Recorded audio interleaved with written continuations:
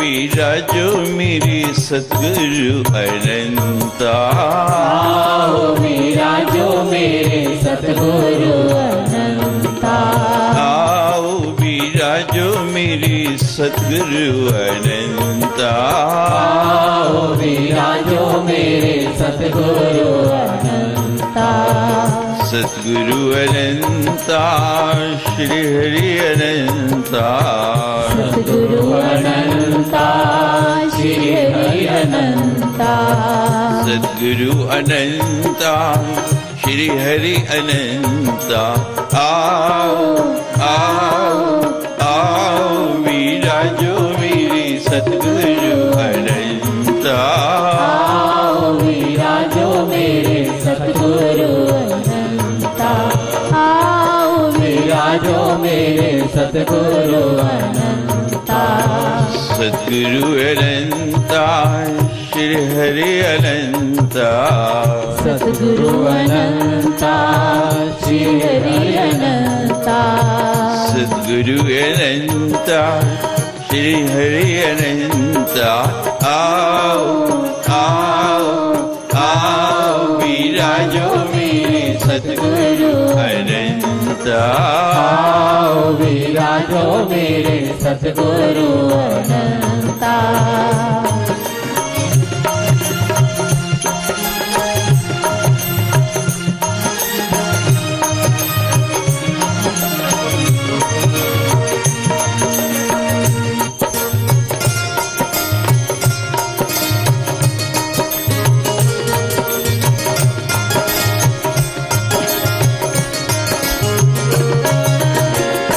मयूरासन की सेज सजा दो।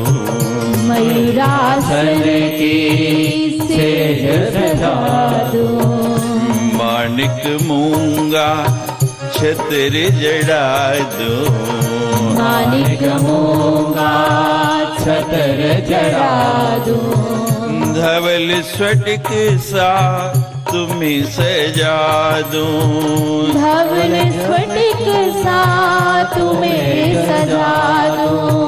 धवल स्फटिक सा तुम्हें सजा दो। केसर चंदन तिलक लगा दो। महाबलवंता श्री हरिहंता।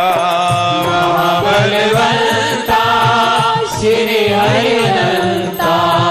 महाबलवंता श्री हरिहंता।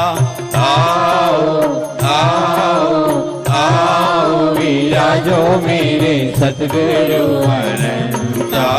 आओ विराजो मेरे सतगुरु अनंता। सतगुरु अनंता श्री हरि अनंता। सतगुरु अनंता श्री हरि अनंता। सतगुरु अनंता श्री हरि अनंता। आओ आओ आओ विराजो मेरे सतगुरु अनंता। आओ विराजो मेरे सतगुरु अनंता। हनुमान चालीसा में आया है, श्री गुरु चरण सरोज रज निज मन मुकुर सुधार। वर्णो रघुवर विमल जशु जो जायक फल चार। कहते हैं कि अगर कथा में श्रवण करना चाहते हैं, प्रवेश करना चाहते हैं, उसका चरित्र सुनना चाहते हैं, तो पहले अपने मन को मुकुर को सुधारो। कैसे बताया? श्री गुरु चरणों की रज से गुरु चरण धूली लेके अपने इस मन के आईने को साफ करो। कथा में प्रवेश करने से पहले सभी अपने अपने हृदय के अंदर सदगुरु के चरणों को पधराओ। उन चरणों का ध्यान करो जिनको कल आपने यहाँ अपने नगर में, इस लोकेश नगर में स्थापन किया। तब आपकी वृत्ति आओ आओ आओ वीरा जो मेरे सतगुरु अनंता। आओ वीरा जो मेरे सतगुरु अनंता।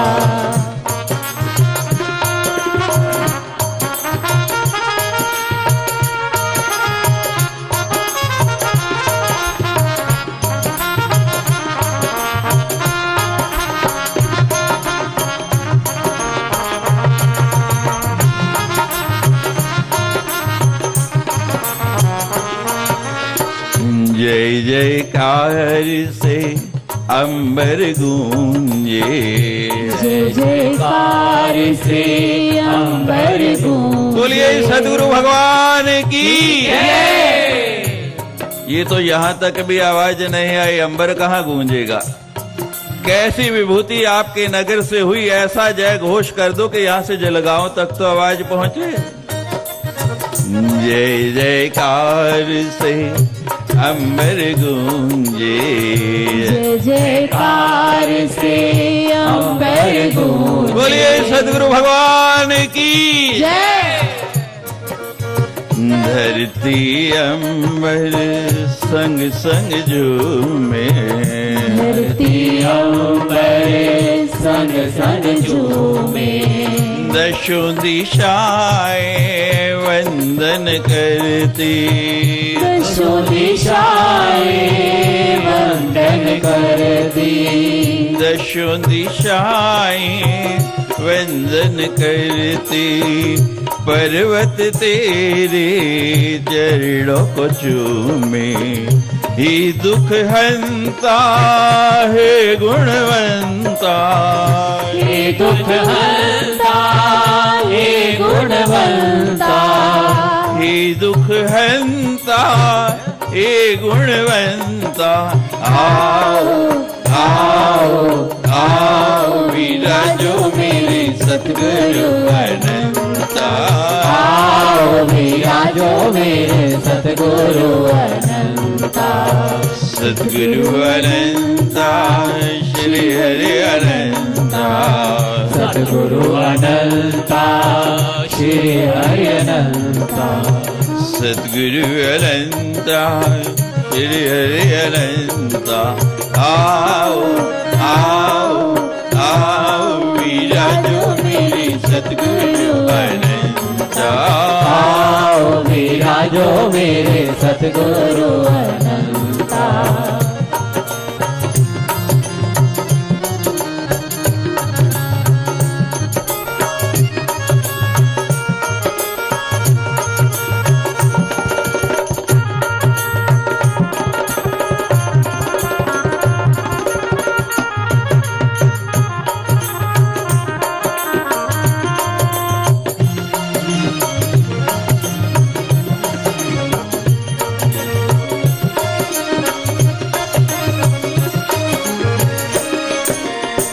तेज पुंज से तिमिर हटा दो, तेज पुंज से तिमिर हटा दो। ज्योति का प्रकाश फैला दो, ज्योति का प्रकाश फैला दो। सिंदूरी कोमल चरणों से, सिंदूरी कोमल चरणों से। सिंदूरी कोमल चरणों से मेरे मन का दुख मिटा दो। हृदयवंता श्री भगवंता। हृदयवंता श्री भगवंता। हृदयवंता श्री भगवंता। आओ आओ आओ वीरा जो मेरे सतगुरु अनंता। आओ वीरा जो मेरे सतगुरु अनंता। सभी बड़े भाव विवल स्वर में उन सदगुरु को पुकारिए जो 60 साल पहले इस नगर से गए और पुनः अब अपनी पादुका के रूप में वापस लौट के यहाँ विराजमान हो गए हैं। सभी उनका स्मरण करके, उनको याद करके पूरे जोर से विभल स्वर से उनको पुकारिए। आओ विराजो मेरे सतगुरु अनंता, आओ विराजो मेरे सतगुरु अनंता, आओ विराजो मेरे सतगुरु अनंता, आओ विराजो मेरे सतगुरु, सतगुरु अनंता श्री हरि अनंता, सतगुरु अनंता श्री हरि अनंता, सतगुरु अनंता श्री हरि अनंता, सतगुरु अनंता श्री हरि अनंता। आओ आओ आओ विराजो मेरे सतगुरु अनंता, आओ विराजो मेरे सतगुरु अनंता, अरे आओ विराजो मेरे सतगुरु अनंता, आओ विराजो मेरे सतगुरु अनंता, अरे आओ विराजो मेरे सतगुरु अनंता, आओ विराजो मेरे सतगुरु अनंता, सतगुरु अनंता श्री हरि अनंता, सतगुरु अनंता श्री हरि अनंता, सतगुरु अनंता श्री हरि अनंता, सतगुरु अनंता श्री हरि अनंता। आओ आओ आओ विराजो मेरे सतगुरु अनंता, विराजो मेरे सतगुरु अनंत। बोलिए सतगुरु भगवान की जय जय।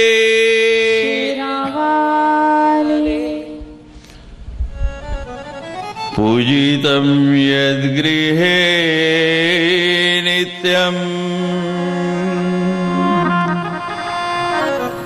श्रीमद्भागवत पुस्तकम् तद्गृहं तीर्थभूतं हि वस्तां पापिनाशिकम्।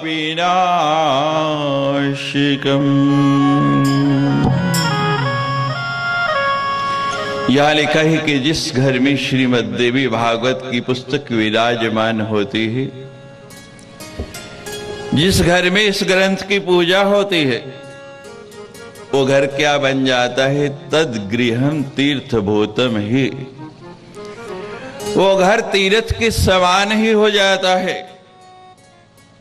वस्तम पाप नाशकम, और उस घर में वास करने से क्या होता है? जो व्यक्ति श्रीमद् भागवत की पुस्तक को अपने घर में रख के उसकी पूजा करता है, दर्शन करता है,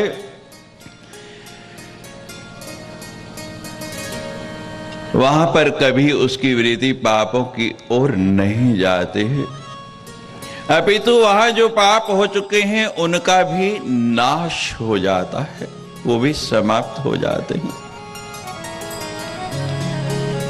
एकर ज्योति बहुविधि विभाभूत,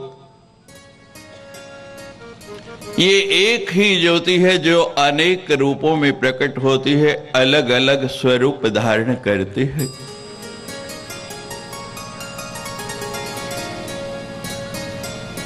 बच्चा जब पैदा होता है, पहला शब्द क्या बोलता है? बोलिए। पहला शब्द बोलता है बच्चा मां। मां से बढ़ के संसार में कोई नहीं है। जिस भूमि से आप जन्म लेते हैं उसको कहते हैं मातृभूमि। कहीं पितृभूमि कोई कहता है? हमारे यहां मातृदेवो भव, पितृदेवो भव, अतिथि देवो भव, आचार्य देवो भव। पहले किसका नाम आया? मां का, मातृदेवो भव। आप जो भाषा बोलते हैं उसको क्या कहते हैं? मातृभाषा। कहीं पितृभाषा आया? मां का इतना महत्व है जीवन में।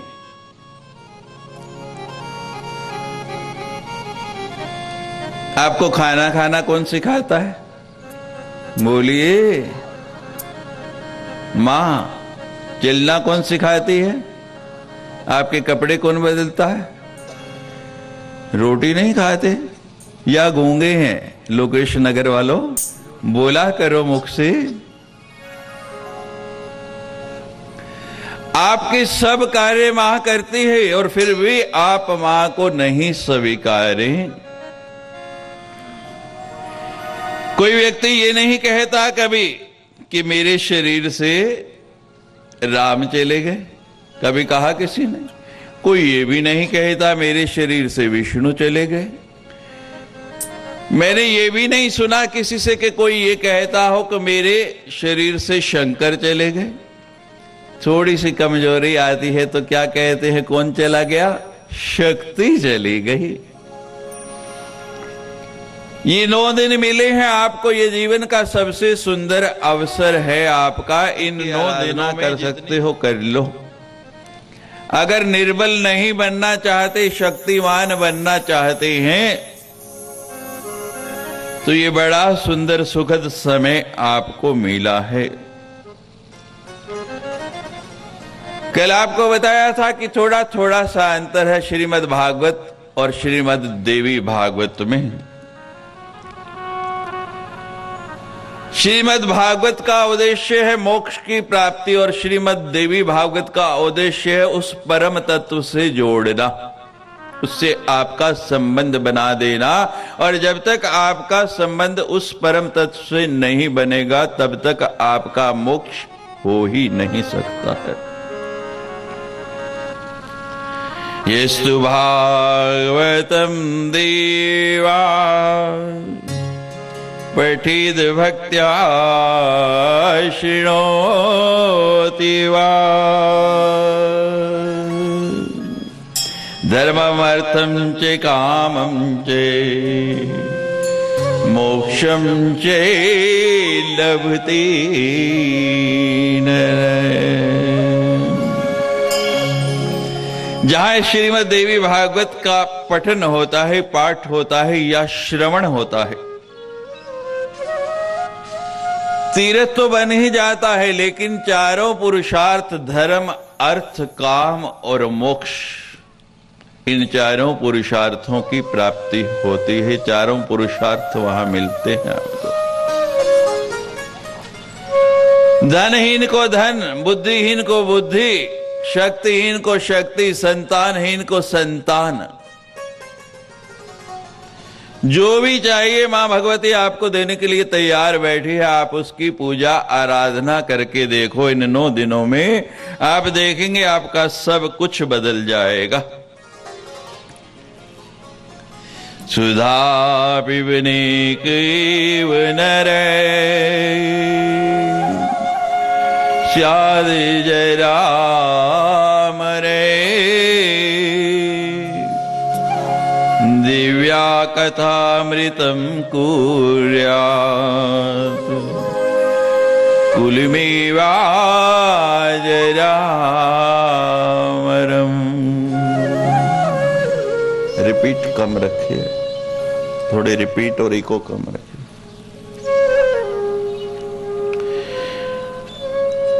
आपने श्रवण किया है श्रीमद् भागवत के अंदर, थोड़ा सा वॉल्यूम भी बढ़ा दो।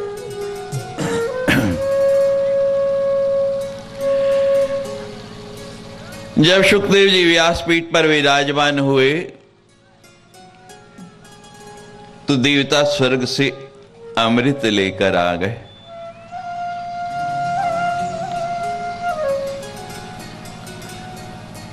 परीक्षित को कहा कि यह अमृत आप पी लो, उसके बदले में कथा हमें श्रवण करने दो।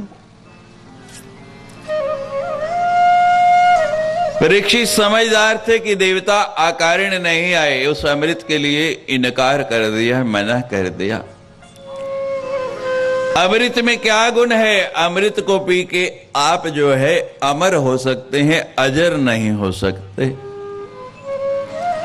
अमृत पीने के बाद भी बुढ़ापा आता है तो भी सुंदरकांड में आया है, अजर अमर गुण। आवाज नहीं ठीक हो रही भाई आपकी किसी बीमार की। अजर अमर गुण निधि सुत हो, यहीं रहने दो। करत बहुत रघुनायक छु।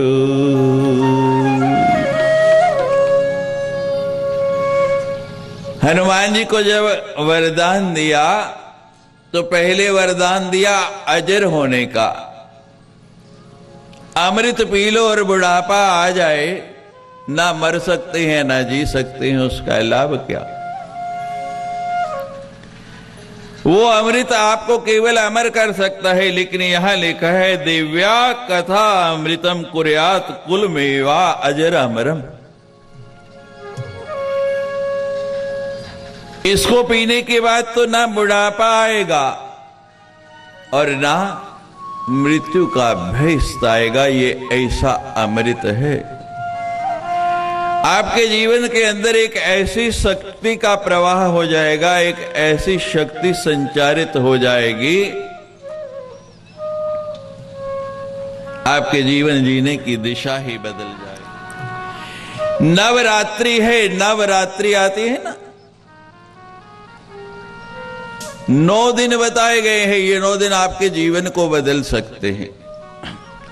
हमारे अंक गणित के अंदर 9 का बहुत अधिक महत्व है। भगवती ने ऐसे ही नवरात्रि नहीं चुनी। अब मुझे बताइए, आपका जब जन्म हुआ मां के गर्भ में कितने महीने रहना पड़ता है? बोलिए, पक्का? 9 महीने।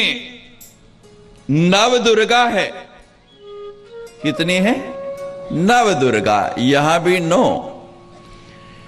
कोई भी पूजा करे, 9 ग्रह की पूजा सबसे पहले होती है। ब्रह्मा मुरारी त्रिपुरांतकारी भानु शशि भूमि सुतो बुधश्च गुरुश्च शुक्र शनि राहु केतु कुर्वन्तु सर्वे मम सुप्रभातम। ग्रह कितने हैं? ये भी 9। आपके शरीर के अंदर द्वार कितने हैं?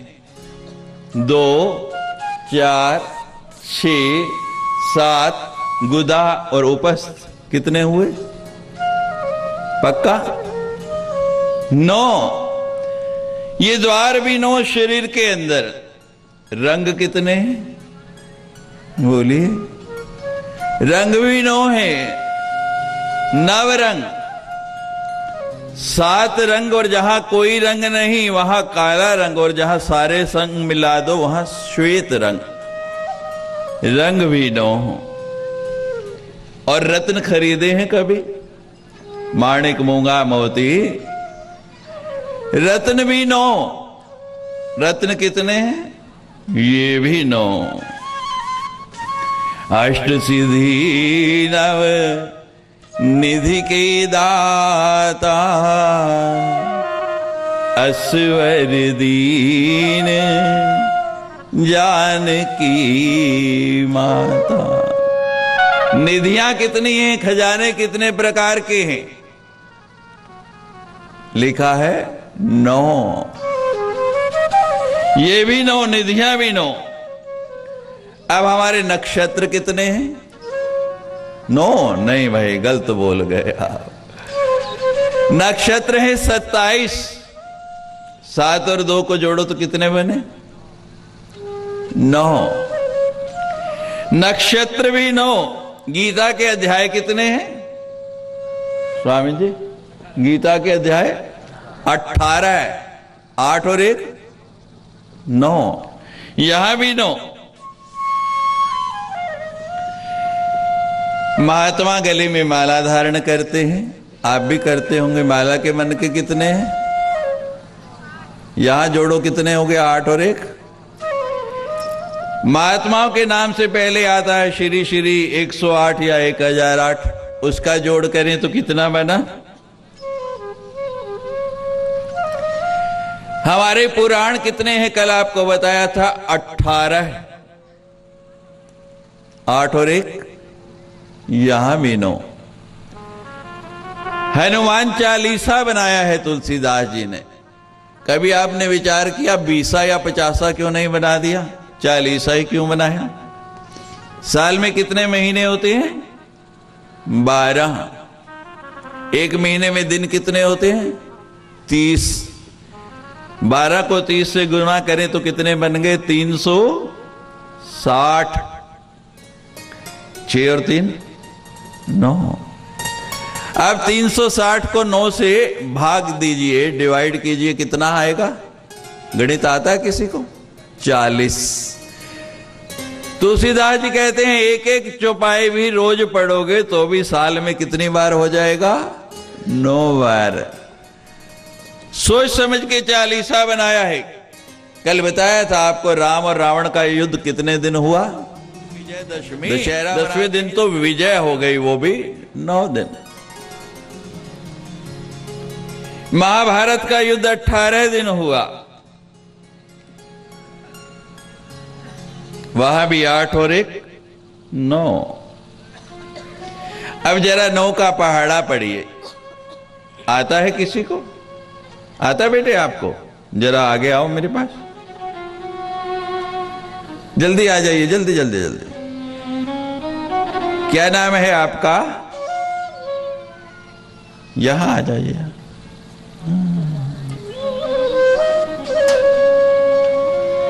जय जय श्री रामा। क्या नाम है? प्रियंका। प्रियंका राहुल गांधी की बहन है? नहीं? अरे वही आपको नहीं दिख रही। 9 दूनी कितना होता है बेटे? 18। 8 और 1 9। 9 तिये 9 तिये 9 गुना 3 7 और 2 9 चुके 6 और 3 9 पंजे 4 और 5 9 9 छक्के 54 5 और 4 घबराओ नहीं 9 सते 6 और 3। आपकी जितनी हिम्मत है जहां तक मर्जी गुणा कर लें, जोड़ कितना आएगा? ये अखंड संख्या है। ये 9 दिन आपको मिले हैं जीवन के सबसे सुंदर दिन। इसमें भगवती की जितनी आराधना कर लोगे, ये अवसर आपके जीवन में पुनः आने वाला नहीं।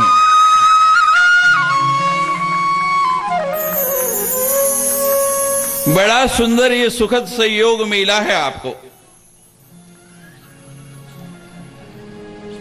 रामचरितमानस आपने पढ़ा। रामचरितमानस में राम जी का चरित्र आया है। राम बोलते हैं या श्री राम बोलते हैं? बोलिए, जोर से बोलिए। कृष्ण बोलते हैं या श्री कृष्ण बोलते हैं? बोलिए, श्री कृष्ण। शंकर बोलते हैं या गौरी शंकर बोलते हैं? पक्का? नारायण बोलते हैं या लक्ष्मी नारायण? पहले किसका नाम आता है? शक्ति का। बाद में शक्ति के बिना कुछ है ही नहीं। शक्ति के बिना कुछ है ही नहीं। शक्ति की आराधना कर लो जितनी कर सकते हो। वृंदावन गए हैं आप में से कोई लोग? जो गए हैं जरा हाथ ऊपर कीजिए। वृंदावन में कोई कृष्ण को पुकारता है? क्या बोलते हैं? राधे राधे। कृष्ण का तो कोई नाम भी नहीं लेता वहां। जय जय श्री राधे।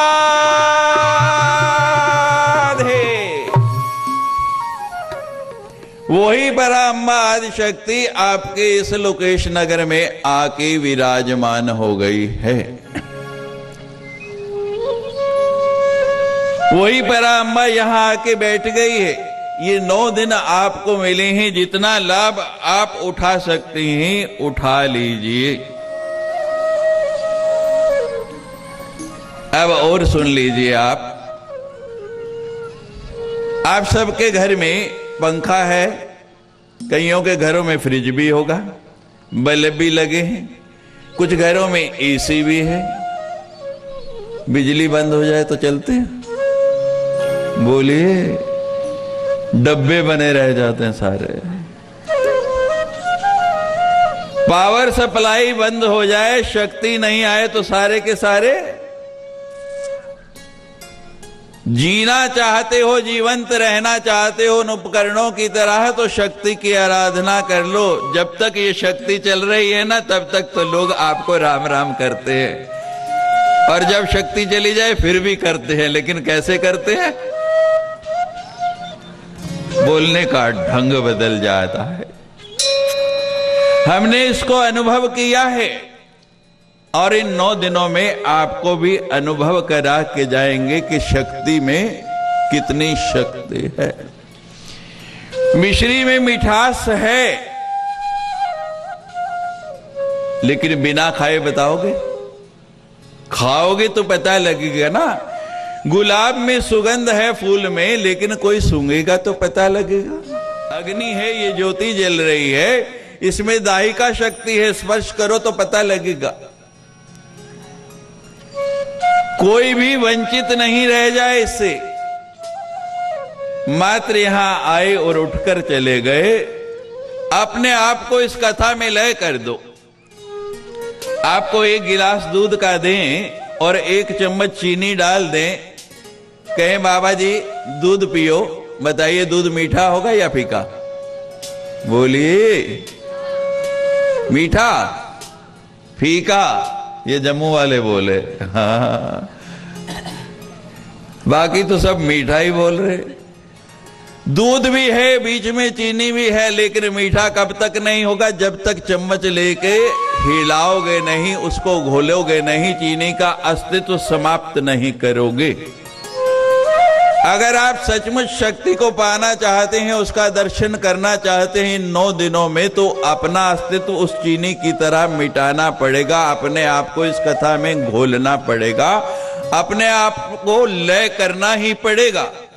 नहीं तो स्वाद, मिठास है मिश्री में और बहुत मीठी है, लेकिन स्वाद ऐसे आने वाला नहीं है।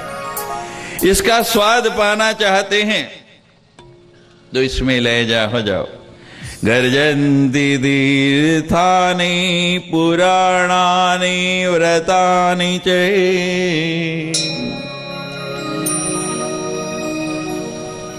यावन् श्रूयते सम्यक् देवी भागवतम नरे। तब तक अन्य पुराण गर्जना करते हैं जब तक देवी भागवत श्रवण नहीं किया। और जब देवी भागवत श्रवण कर लेते हैं, उसके बाद हर व्यक्ति कहता है, नहीं ये फल मैंने क्यों नहीं खाया, इसका रस मैंने क्यों नहीं पिया। तावत पापाटवे नृणाम विषादभ्रकंटका, यावन् परशु प्राप्तो देवी भागवतम निधम। पापों से मुक्ति पाना चाहते हैं और पुण्यों की ओर अग्रसर होना चाहते हैं, तो मात्र एक ही साधन है, पराम्बाद शक्ति जगदम्बा की आराधना में लग जाओ। कल आपने सुना किस तरह जनमेजय का विश्वास दृढ़ हुआ सत्राजित की कथा सुन के। आओ हम कथा में प्रवेश करें। इससे पहले पराम्बा, हंसवाहिनी, स्वर की देवी, वीणा पुस्तक धारिणी उस हंसवाहिनी का ध्यान करके उनसे शक्ति मांगे कि हे मां, हमारी वाणी को, हमारी बुद्धि को इतना बल दो कि आपकी पावन गाथा हम कर पाएं। जय जय।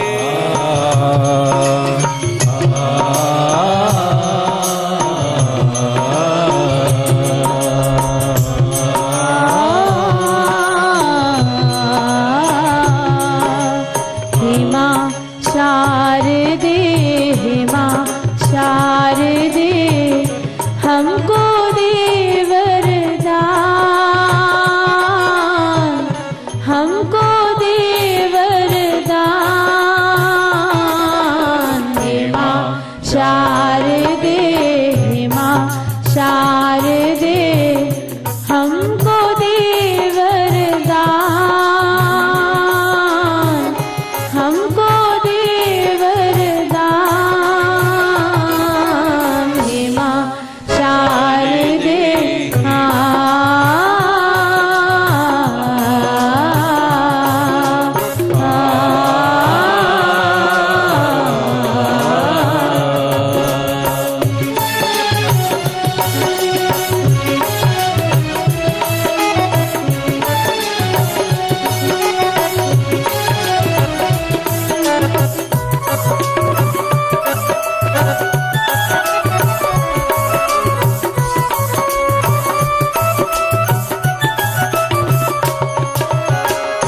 संकट हरनी मंगल करनी, संकट हरनी मंगल करनी, विद्या की देवी है तू जननी, विद्या की देवी है तू जननी।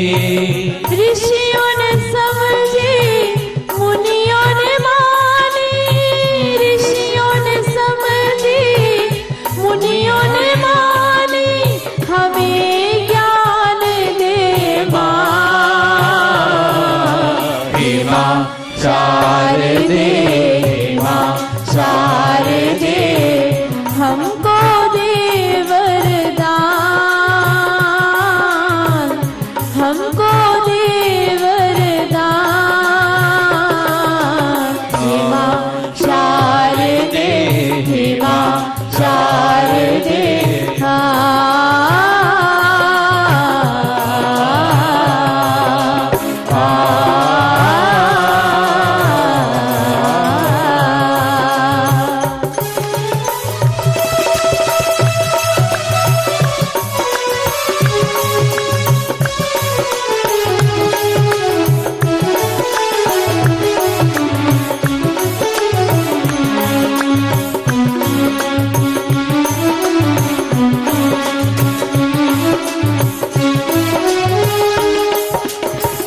श्वेत वस्त्र है तन पर पहने, श्वेत वस्त्र है तन पर पहने, तन पर पहने पुष्पों के गहने, तन पर पहने पुष्पों के गहने। हंस पे करती है तू सवारी, हंस पे करती है तू सवारी, हमें ज्ञान दे माँ। हे माँ शारदे, हे माँ शारदे, हमको दे वरदान, हमको दे वरदान।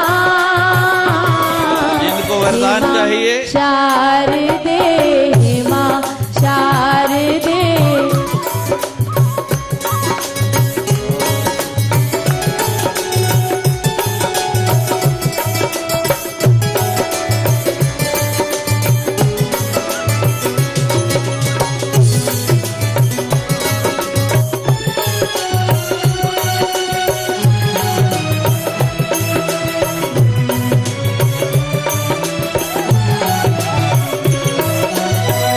खाली झोली लेकर आए, खाली झोली लेकर आए, दर्शन की मास लगाए, दर्शन की मायास लगाए। मन की वीणा को झनका दे, मन की वीणा को झनका दे, हमें ज्ञान देवा। हे माँ शारदे, हे माँ शारदे, हमको दे वरदान,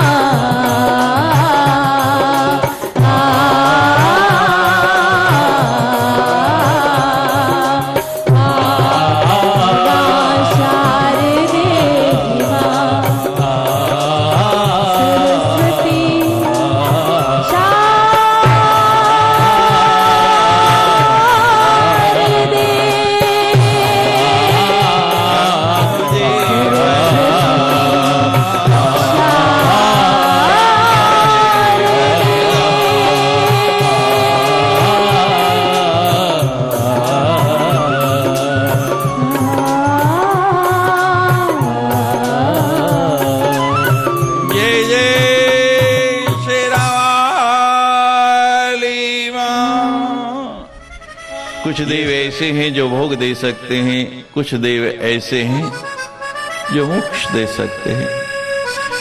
लेकिन मेरी पराम्बा मां जगदम्बा तो ऐसी है जिसको भोग चाहिए भोग ले लो, जिसको मोक्ष चाहिए मोक्ष ले लो।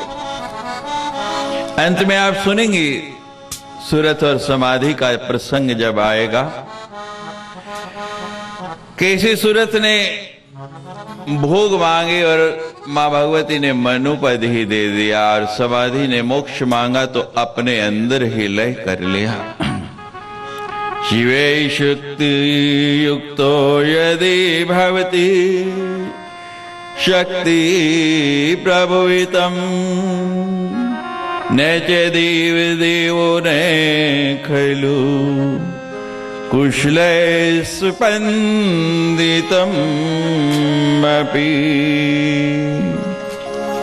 अस्ततस्त्वमाराध्यम हरिहर विरंच आदिपि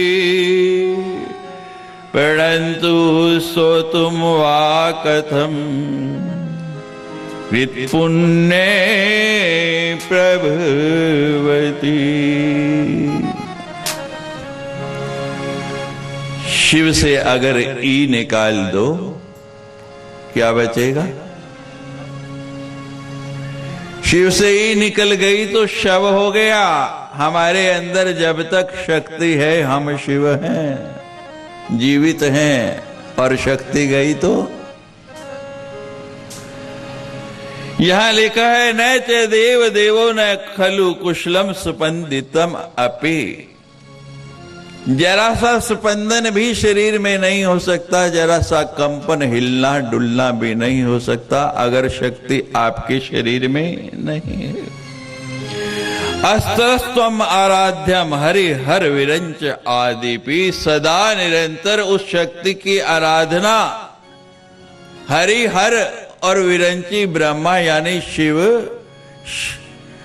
विष्णु और ब्रह्मा तीनों कर रहे हैं और शक्ति पाके ही अपने कार्य में समर्थ हो रहे हैं। ऐसी पराम्बा भगवती की कथा हम क्या कहेंगे, मात्र उनको प्रणाम ही कर सकते हैं, नमस्कार ही कर सकते हैं।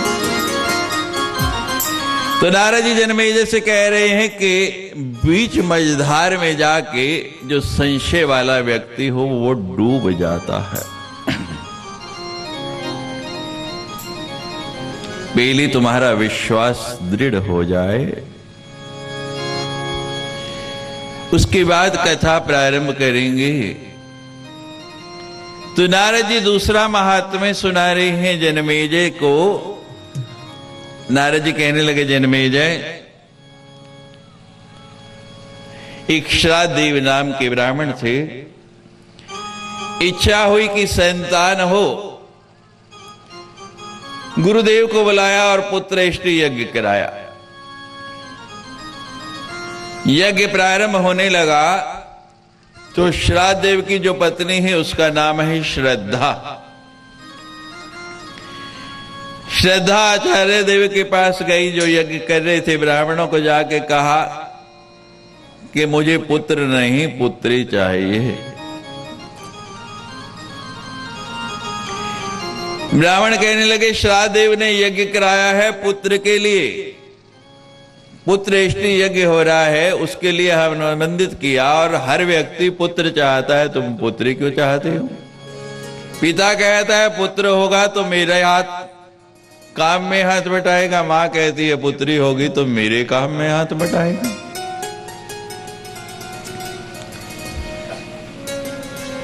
वो श्रद्धा कहने लगी जितनी दक्षिणा श्राद्ध देव देगा उससे दुगनी मैं तुम्हें और ऊपर से दूंगी, लेकिन मुझे क्या चाहिए? पुत्री। अरे ब्राह्मण तो स्वभाव से ही लालची है। ब्राह्मण फंस गए लालच में। महाराज यज्ञ किया और जो संतान हुई बड़ी सुंदर कन्या। जनवासी से बाहर समाचार आया कि कन्या हुई है। श्राद्ध ने कहा यहीं समाचार रोक दो, बाहर किसी को सूचना जाएगी नहीं। पहुंच गया गुरुदेव के पास के गुरुदेव मैंने तो पुत्र इष्टि यज्ञ किया है, पुत्र के लिए यज्ञ किया, ये पुत्री कैसे हो गई। गुरुदेव ने सारी बात बता कि तुम्हारी पत्नी ने आचार्य को दक्षिणा फालतू दे दी और कन्या है या पुत्र है, कोई अंतर नहीं पड़ता।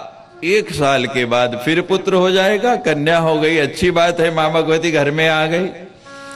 कहने लगा नहीं महाराज, अगर आपने शक्ति की आराधना की है, आप शक्ति की पूजा करते हो और उस शक्ति के इतने गुण गाते हो, उस पर आपको इतना अभिमान है, तो मुझे कन्या नहीं पुत्र ही चाहिए और मेरी इस कन्या को अभी पुत्र में परिवर्तित करो। बहुत समझाया गुरुदेव ने, लेकिन श्राद्देव माने नहीं जरा से भी।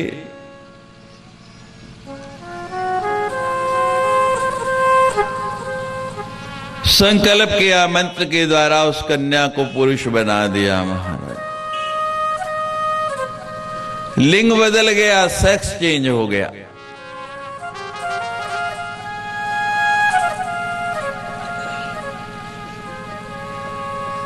धीरे धीरे वो बालक बड़ा हुआ, नाम रखा गया सुद्युम्न। जब बड़ा हो गया तो एक दिन शिकार खेलने के लिए जाने लगा, साथियों को साथ लिया और शिकार खेलते खेलते महाराज एक ऐसी जगह पहुंच गया कि वो सुद्युम्न फिर स्त्री के रूप में परिवर्तित हो गया। उसका घोड़ा घोड़ी बन गया, साथ में जो नौकर गए थे नौकरानियां बन गई। अब बड़ी लज्जा है महाराज, घर कैसे जाएं? मान लो भगवती बड़ी दयालु है, कृपालु है, ऐसी हो जाए कि ये जितने इधर बैठे मेरे बाईं तरफ, अभी भगवती की कृपा हो ये स्त्रियां बन जाएं और ये जो दाईं तरफ बैठे हैं ये सारे पुरुष बन जाएं, तो बोलो घर जाओगे? बोलिए जा पाओगे? तो वो भी घर नहीं गया। कहते महाराज ये तो बड़ी दुविधा की बात हो गई, घर कैसे जाएं? बहुत दिन गुजर गए। जब सुद्युम्न घर नहीं लौटा, पिता को चिंता हुई, श्राद्देव गया गुरुदेव के पास, महाराज सुद्युम्न वापस नहीं आया, क्या कारण है? गुरुदेव ने ध्यान लगाया, ध्यान लगा के देखा और कहने लगा राजन वही हुआ जिसका डर था। मैंने पहले ही कहा था कि भगवान ने जो दिया उसका प्रसाद समझ के स्वीकार करो। तुमने माना नहीं, तुम्हारा वो पुत्र फिर से स्त्री हो गया। कि महाराज ये कैसे हो गया? तो गुरुदेव बता रहे हैं उस श्राद्देव को कि शंकर जी का कैलाश पे एक कीलित क्षेत्र है। कहते महाराज शंकर जी ने कीलित क्षेत्र किया? कहते हाँ, और उस क्षेत्र में जो भी व्यक्ति जाएगा, पुरुष जाएगा, उसको स्त्री बनना पड़ेगा। हमारे यहां 2 क्षेत्र ऐसे हैं, एक ये कैलाश और दूसरा वृंदावन में जब रास होती है, रास मंडल में जाना है तो वहां भी पुरुष का प्रवेश वर्जित है, वहां भी स्त्री बनना ही पड़ेगा। भोलेनाथ को भी स्त्री बनना पड़ा तब उस रास मंडल में प्रवेश कर पाए।